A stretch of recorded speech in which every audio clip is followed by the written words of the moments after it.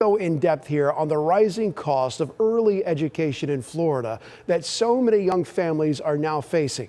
Right now, there are about 1.3 million children younger than the age of 6 living in Florida, and about 11% of those children are in a school readiness program. And in 2020, almost 210,000 children received some kind of early education. But the cost of preschool is on the rise, and many families simply can't afford it. And tonight, our Wendy Lane with how this is now becoming a bigger problem and who's stepping up to help. Autumn Watson is a single mother of 6 who works full-time in healthcare. It's hard. It's really hard.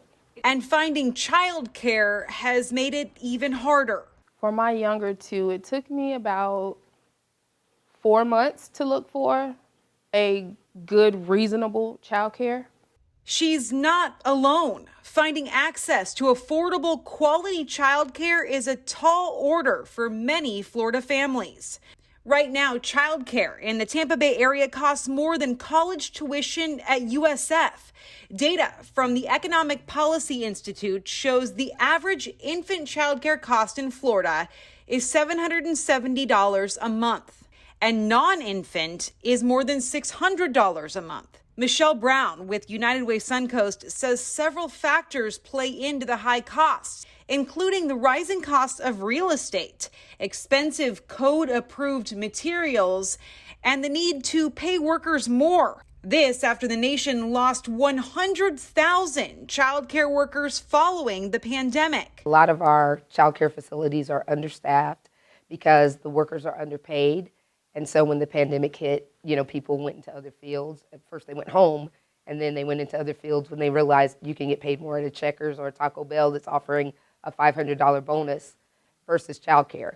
And they say because of the lack of affordable early learning childcare, 50% of kids are not ready for kindergarten. 90% of brain development happens before age 5.